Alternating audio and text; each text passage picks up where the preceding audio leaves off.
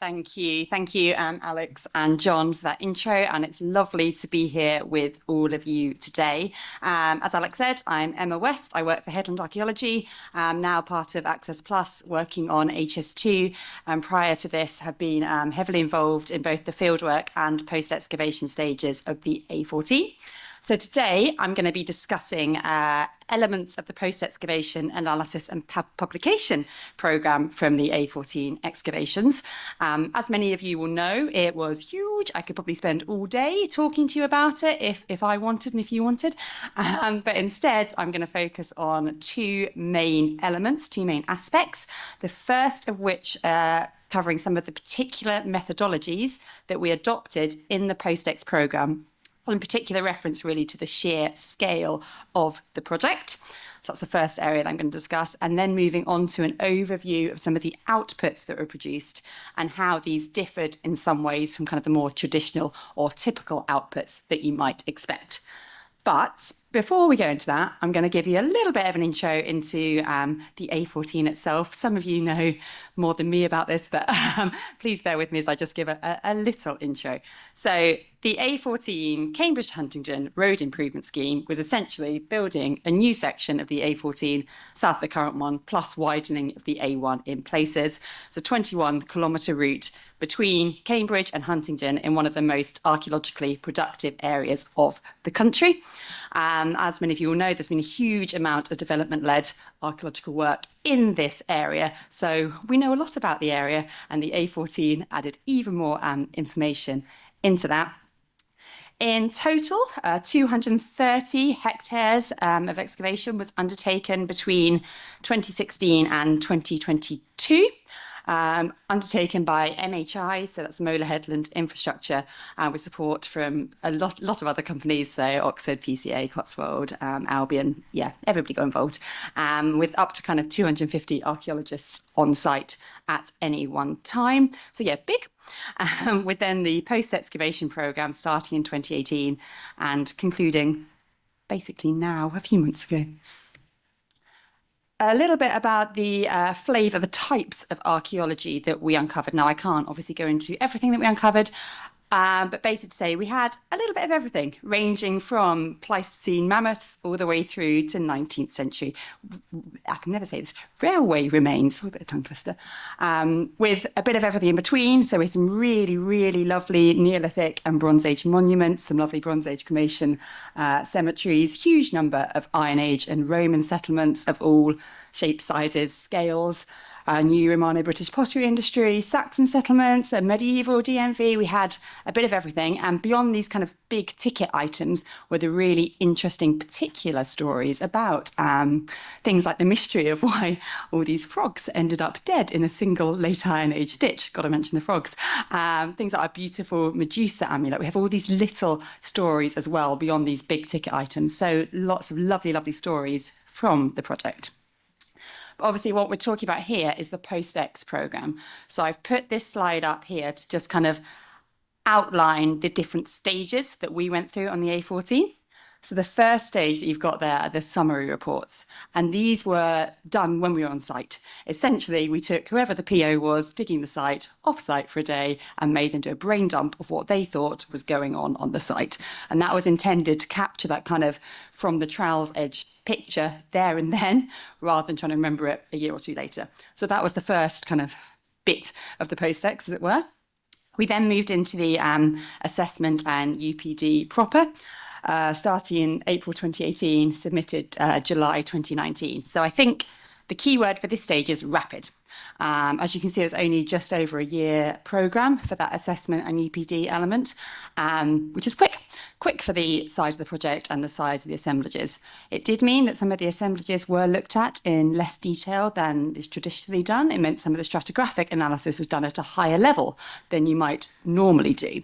But this was all with the focus on basically getting the UPD right and making sure that the research questions that we were coming up with were relevant and appropriate to the archaeology that we had, achievable, that the analysis proposals we were coming up were as kind of robust and strong as they could be. And there were various things that we did to kind of enable that up there. We've jotted down about the review seminar. So we had a nice big Cambridgeshire meet up with our academic panel and lots of other specialists involved on the project to discuss ideas. Our academic panel, who I'll talk about later, were hugely involved in the production of this UPD, just to make it as good as it could be, really. So then after assessment and UPD, obviously into the analysis, publication and archiving stages, which is what I'm really going to be talking about today. As you'll see, it was a 5-year-ish programme. The first 3 years or so on analysis, a couple of years on the production of outputs, and then the archiving. So a challenging timescale for a project of this size. Yeah, had about 5 years for the analysis stage. So essentially, we had a massive project with incredible archaeology, most importantly, and a tight programme and a cross-company team, as we were working with individuals from lots and lots of different companies. So we had a challenge. That's all right. We all like a challenge, right? And what I'm going to talk about now is how we attempted to face this challenge. And there were obviously lots and lots of different ways, and I'm just trying to pick up on a few of the key aspects that I think were important to the success of the project. So first of all, we appointed specialist leads for the different subsets of work. So we had a specialist lead for the stratigraphic analysis, a specialist lead for pottery, for finds, for environmental material, for archiving, etc. And these were chosen, basically whoever was thought best for the job, didn't matter what company, whoever was best for the job took on those roles.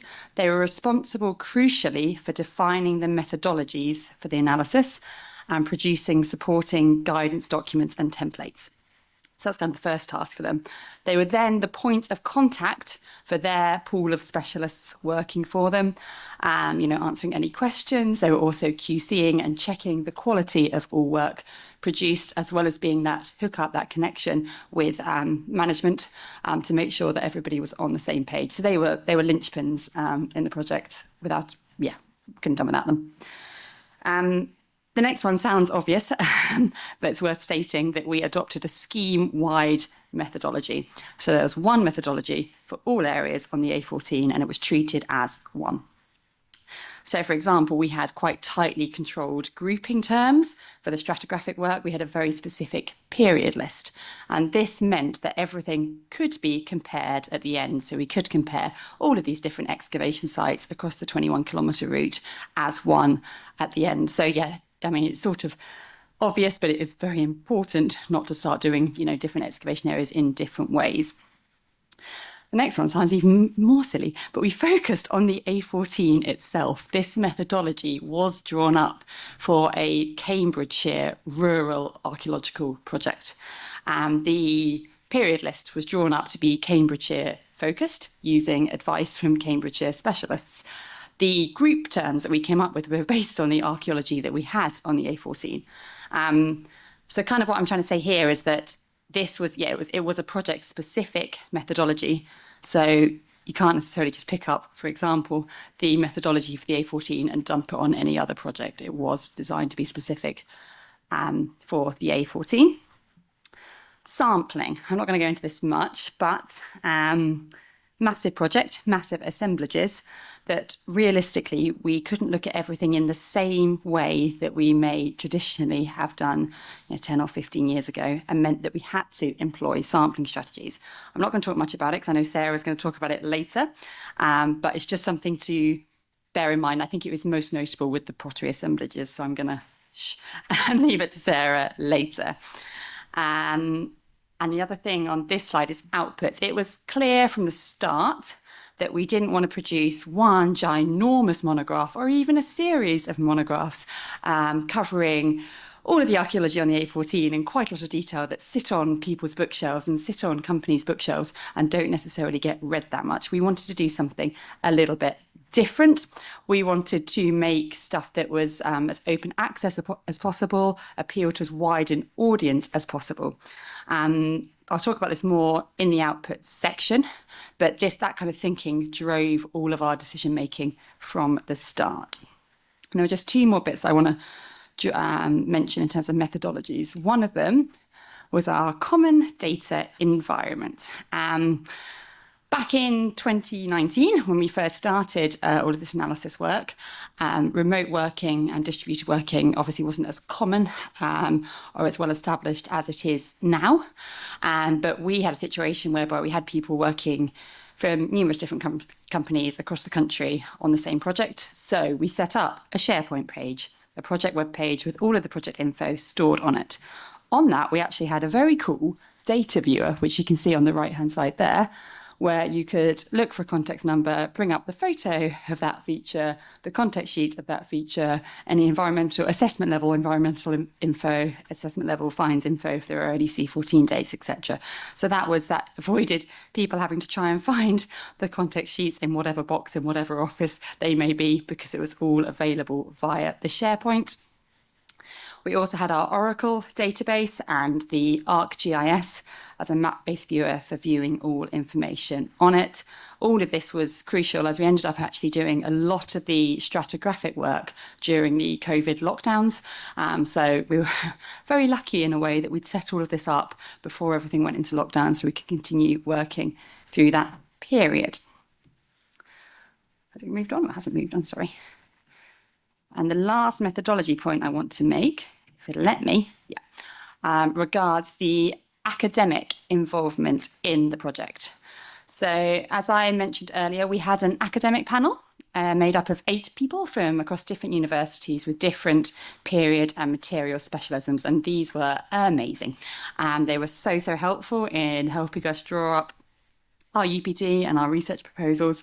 They reviewed all of our outputs. They contributed to the monographs. They were just brilliant. Really helpful. It was really nice how keen and interested they were, and I think just a great thing, and a great thing that we should try and replicate. We also collaborated with a number of existing research projects, such as FeedSacs and the Genome Project, as well as other academic collaborations, which Michael might talk about later. More to isotope? No. Yeah, and vegetation modelling. And then the other lovely thing we did was we had 4 funded master's students. So National Highways funded 4 students to undertake an archaeological master's at the University of Reading with their dissertation focused on A14 material.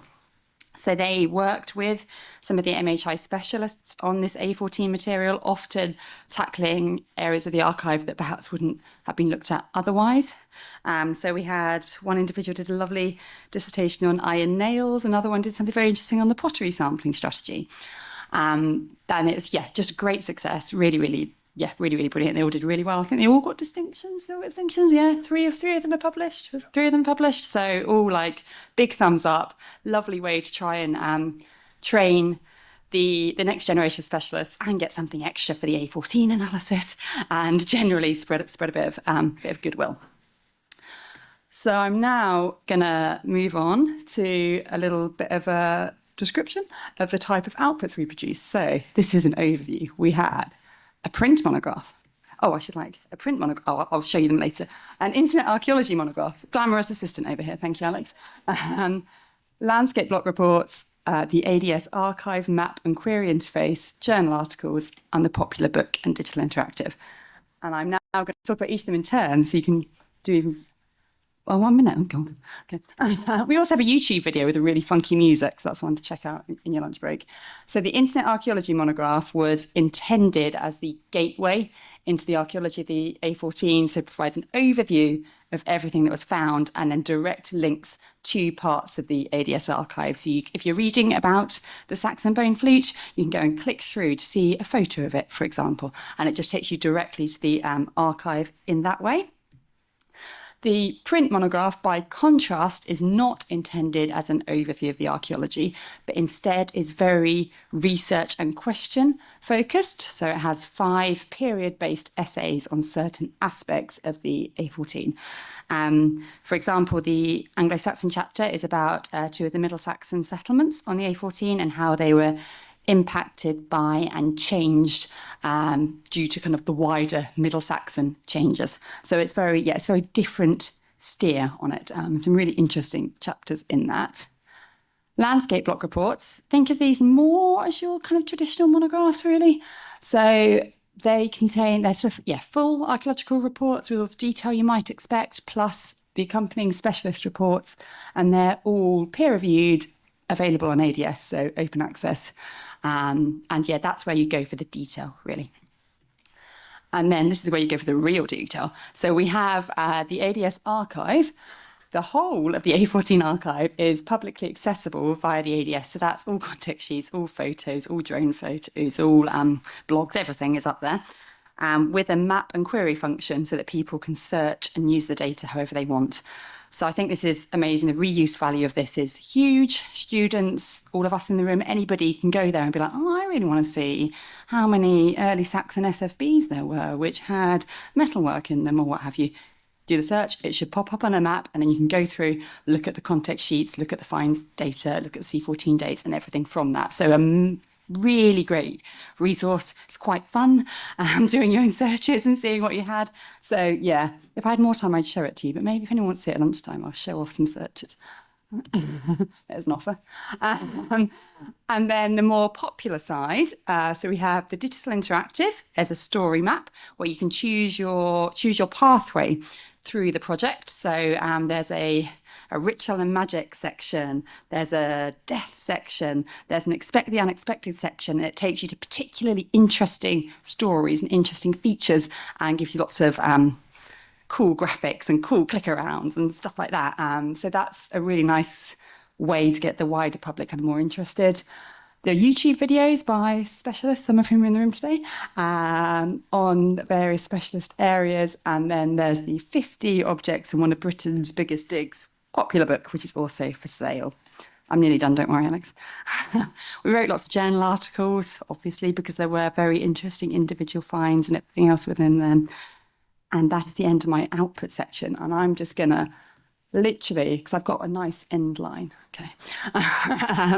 So in terms of lessons learned, we do have a methodology article published in Internet Archaeology that covers fieldwork through to post-ex and some of the lessons learned from that whole process. In terms of the post-ex in particular, key things, mobilisation period. Without it, I wouldn't say we'd have been stuffed, but it would have been very, very hard. So thank you for the mobilisation period. Detailed and accessible guidance and check-ins, ensuring opportunities for innovation. These big projects are the places we can really do it.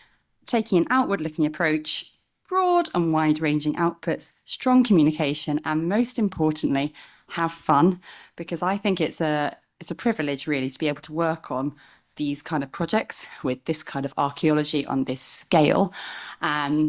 I think, yeah, it's just really important to remember that and to enjoy what we're doing, because it's amazing. And we're really lucky to be able to look at it, to try and find out these interesting stories and then find ways of sharing it with everyone. So I think just remembering that enjoyment factor is the most important thing. Told you I was going to. Thank you.